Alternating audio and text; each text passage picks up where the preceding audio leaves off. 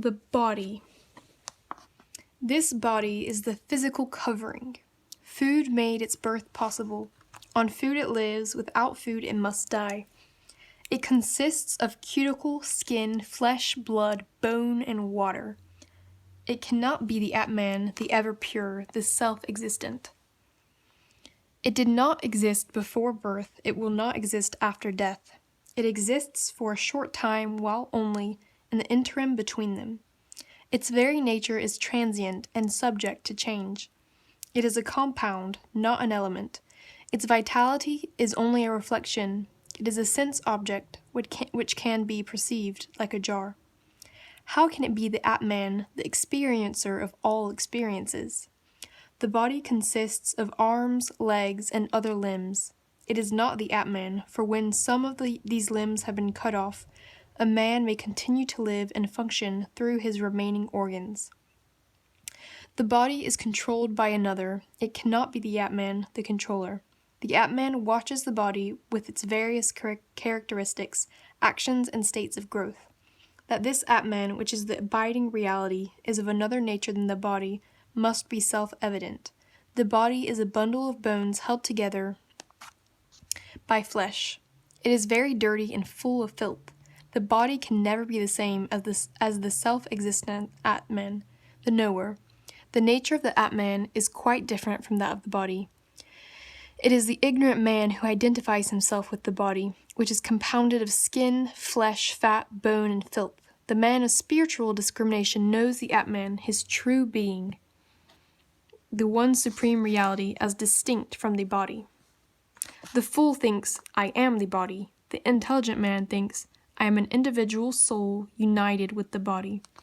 But the wise man, in the greatness of his knowledge and spiritual discrimination, sees the Atman as reality and thinks, I am Brahman. O fool, stop identifying yourself with this lump of skin, flesh, fat, bones, and filth. Identify yourself with Brahman, the Absolute, the Atman in all beings. That is how you can attain the supreme peace. The intelligent man may be learned in Vedanta and the moral laws, but there is not the least hope of his liberation until he stops mistakenly identifying himself with the body and the sense organs. This identification is caused by delusion.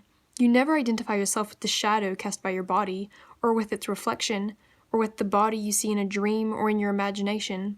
Therefore you should not identify yourself with this living body either. Those who live in ignorance identify the body with the Atman. This ignorance is the root cause of birth, death, and rebirth. Therefore you must strive earnestly to destroy it. When your heart is free from this ignorance, there will no longer be any possibility of your rebirth. You will reach immortality. That covering of the Atman, which is called the vital covering, is made up of the vital force and the 5 organs of action.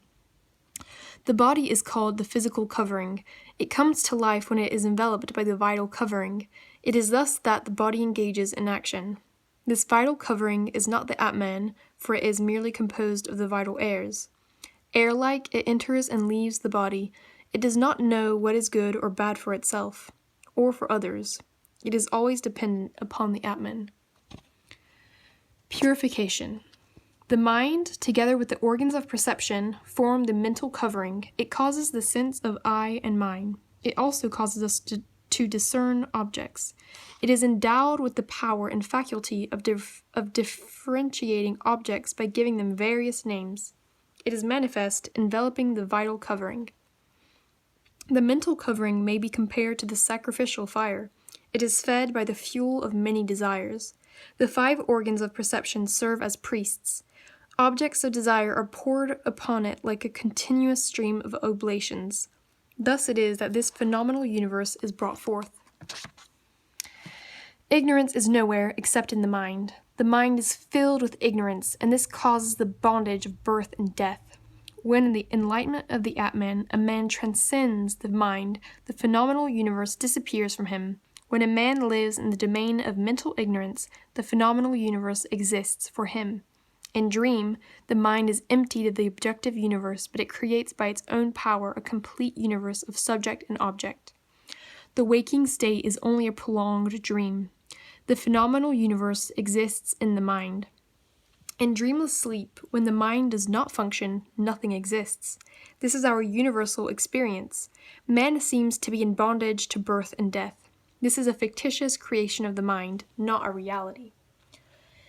The wind collects the clouds, and the wind drives them away again. Mind creates bondage, and mind also removes bondage.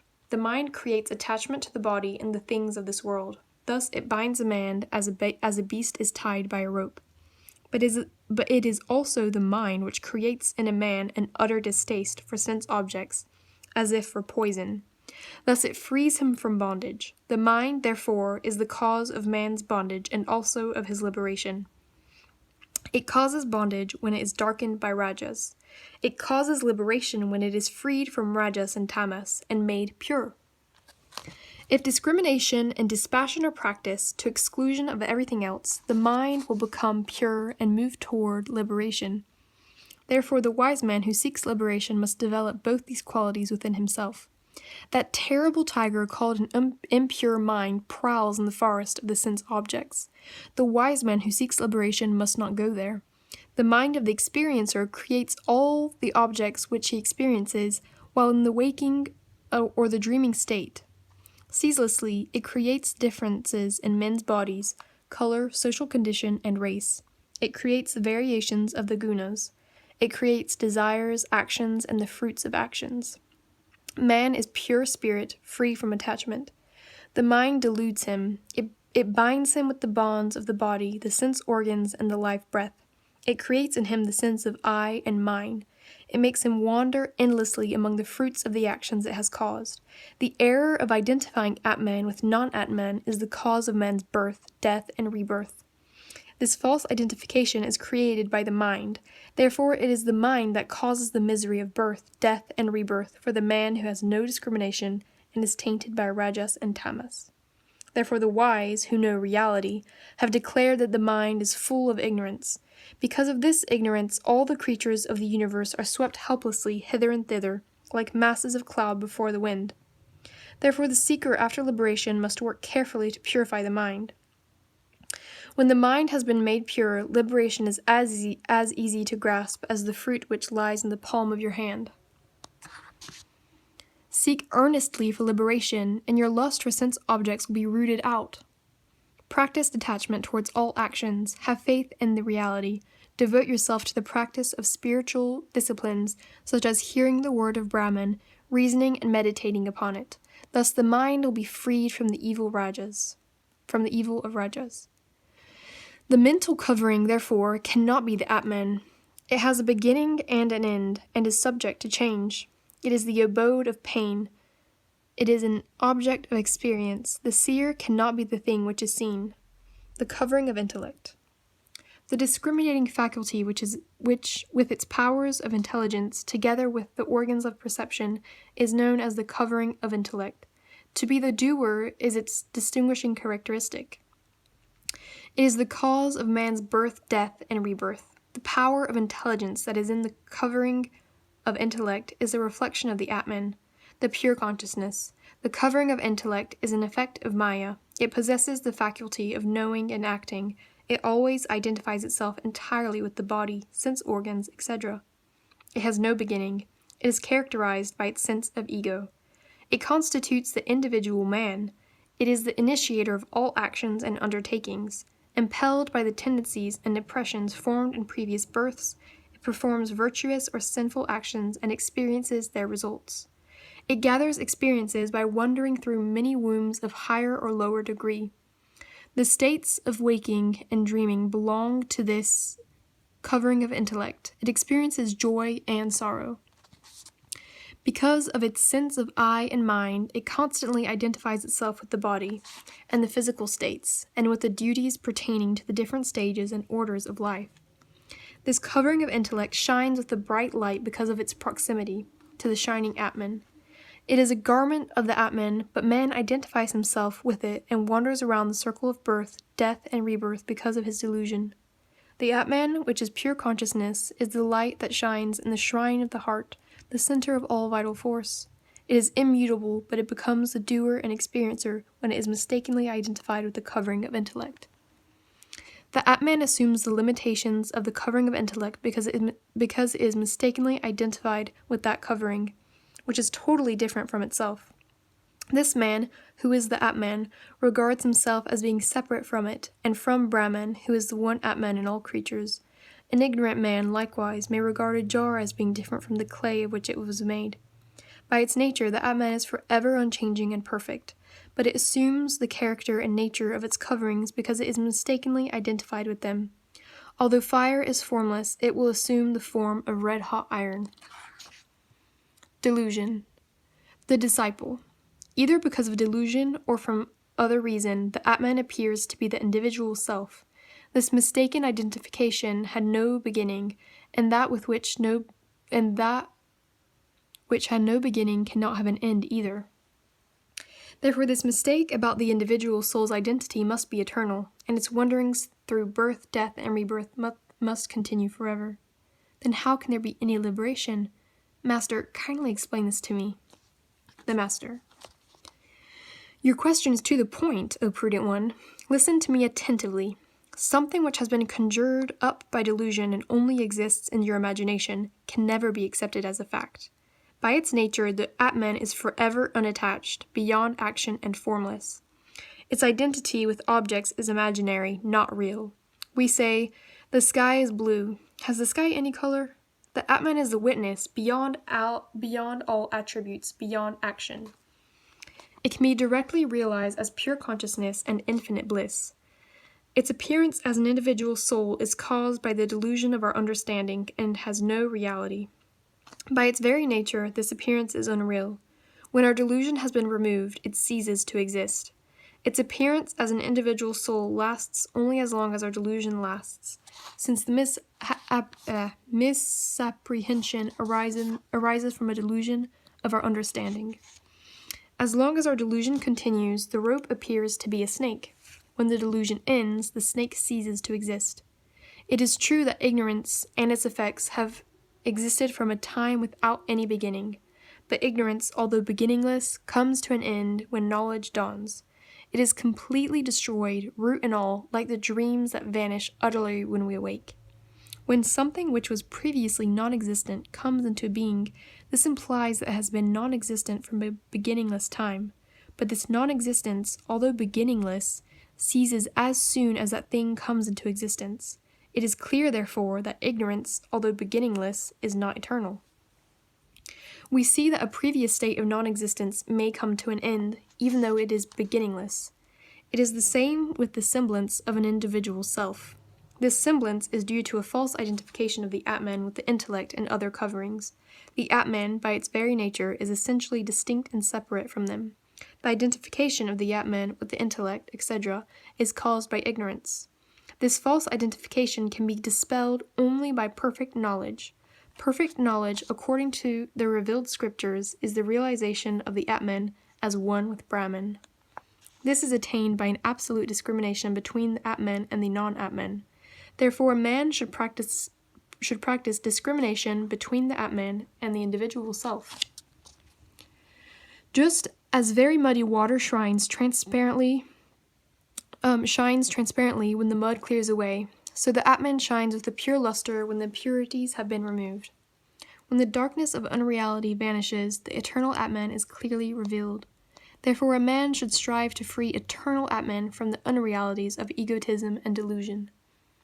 The covering of intellect, which we have been discussing, cannot be the Atman, for the following reasons. It undergoes change. Intelligence is not its inherent nature. It is finite. It is an object of experience. It is transitory. The non-eternal cannot, therefore, be the eternal Atman. The covering of bliss. The covering of bliss is that the covering of the Atman which catches a reflection of the blissful Atman itself. It refers to the ego idea in man. Nevertheless, this covering is a creation of our ignorance. Its nature consists of the various degrees of happiness which are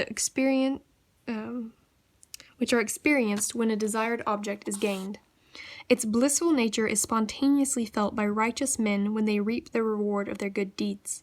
It expresses that joy with all living beings, which all living beings may experience without making any effort towards it. The covering of bliss is fully revealed to us in the state of deep sleep. It is partially revealed in the waking and the dreaming states, when any desirable object is being enjoyed. This covering of bliss cannot be the Atman for the following reasons.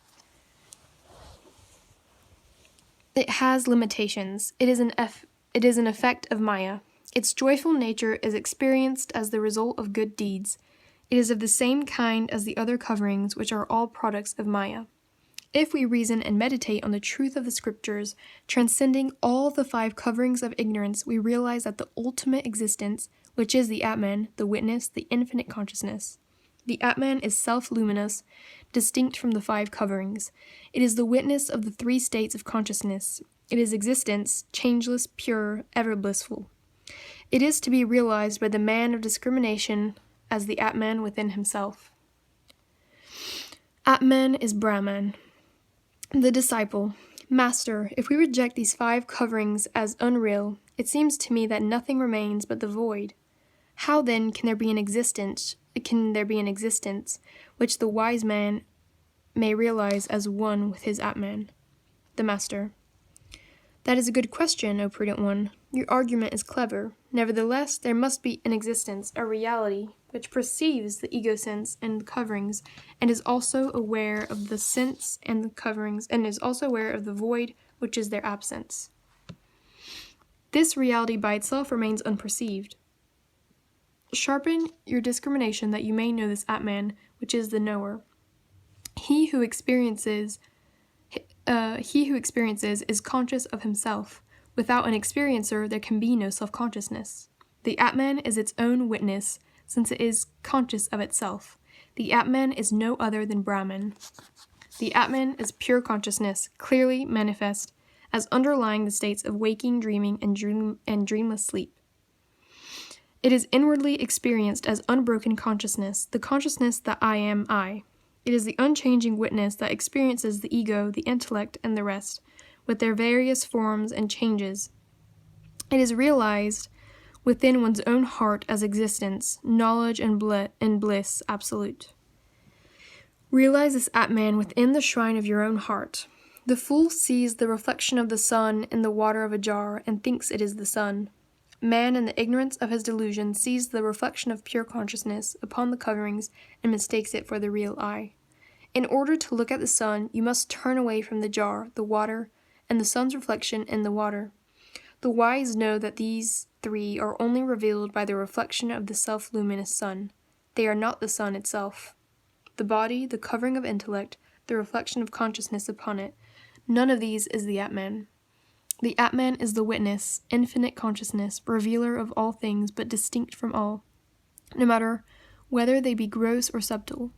It is the eternal reality, omnipresent, all-pervading, the subtlest of all subtleties. It has neither inside nor outside. It is the real I, hidden in the shrine of the heart. Realize fully the truth of the Atman. Be free from evil and impurity, and you shall pass beyond death. Know the Atman, transcend all sorrows, and reach the fountain of joy. Be illumined by this knowledge, and you have nothing to fear. If you wish to find liberation, there is no other way of breaking the bonds of rebirth. What can break the bondage and misery of this world? The knowledge that the Atman is Brahman. Then it is that you realize him who is one without a second, and who is the absolute bliss. Realize Brahman, and there will be no more returning to this world, the home of all sorrows. You must realize absolutely that the Atman is Brahman. Then you will win Brahman forever. He is the truth. He is existence and knowledge.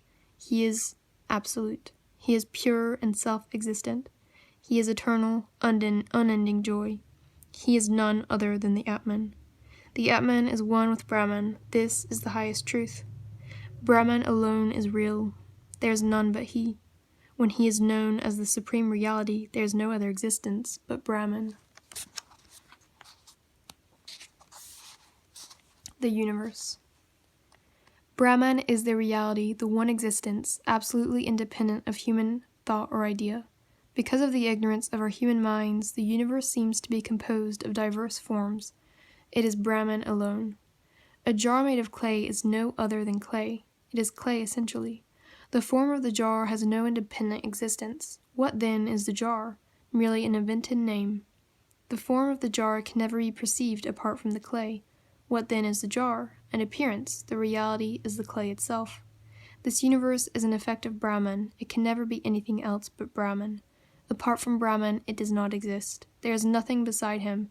He who says that this universe has an independent existence is still suffering from delusion. He is like a man talking in his sleep. The universe is Brahman, so says the great seer of the Atharva Veda. The universe, therefore, is nothing but Brahman. It is superimposed upon him. It has no separate existence apart from its ground. If the universe, as we perceive it, were real, knowledge of the Atman would not put an end to our delusion. The scriptures would be untrue. The revelations of the divine incarnations would make no sense. These alternatives cannot be considered either desirable or beneficial by any thinking person. Sri Krishna, the incarnate Lord, who knows the secret of all truth, says in the Gita, "Although I am not within any creature, all creatures exist within me. I do not mean that they exist within me physically. That is my divine mystery. My being sustains all creatures and brings them to birth, but has no physical contact with them. If this universe were real, we should continue to perceive it in the deep sleep. But we perceive nothing then. Therefore it is unreal, like our dreams. The universe does not exist apart from the Atman. Our perception of it as having an independent existence is false, like our perception of blueness in the sky. How can a superimposed attribute have any existence apart from its substratum? It is only our delusion which causes this misconception of the underlying reality.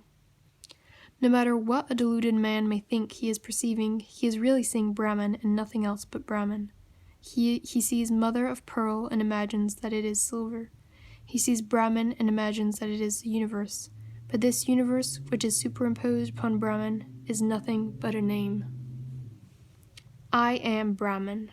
Brahman is supreme. He is the reality, the one without a second. He is pure consciousness, free from any taint. He is tranquility itself. He has neither beginning nor end. He does not change. He is joy forever. He transcends the appearance of the manifold, created by Maya.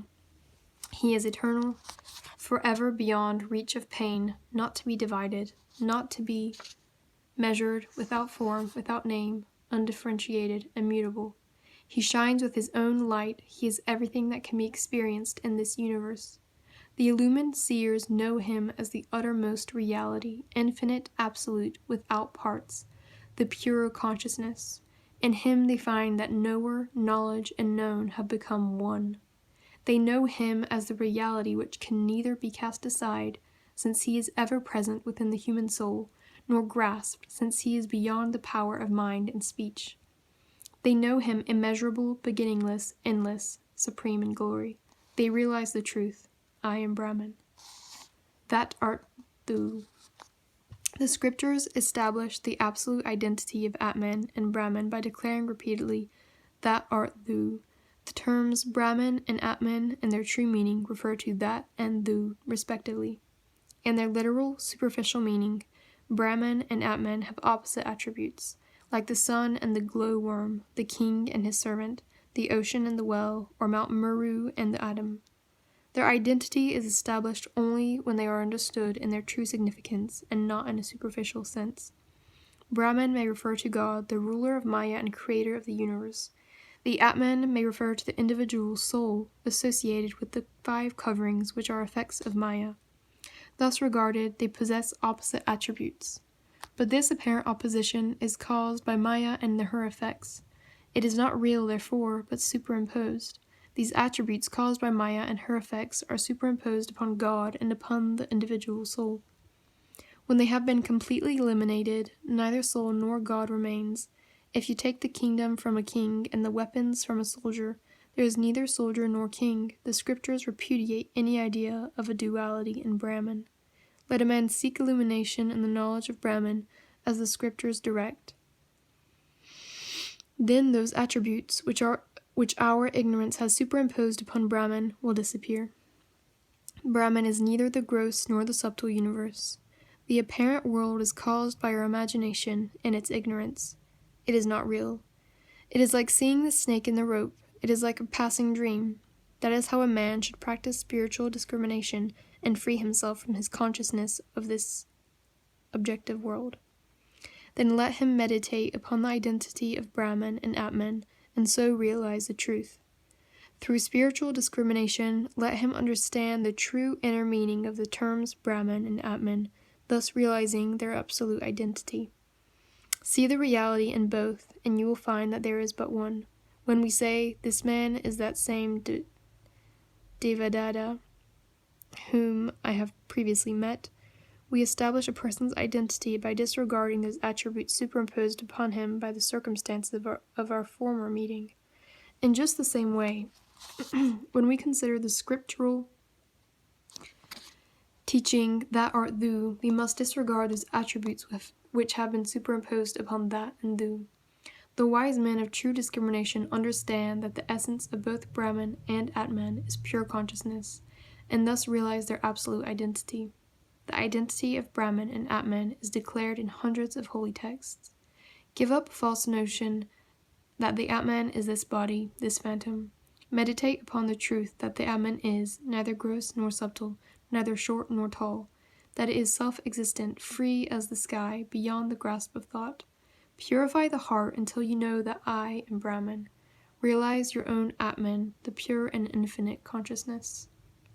Just as a clay jar or vessel is understood to be nothing but clay, so this whole universe born of Brahman, essentially Brahman, is Brahman only, for there is nothing else but Brahman, nothing beyond that. That is the reality. That is our Atman. Therefore, that art thou, pure, blissful, supreme Brahman, the one without a second. You may dream of place, time, objects, individuals, and so forth, but they are unreal. In your waking state, you experience this world, but that experience arises from your ignorance.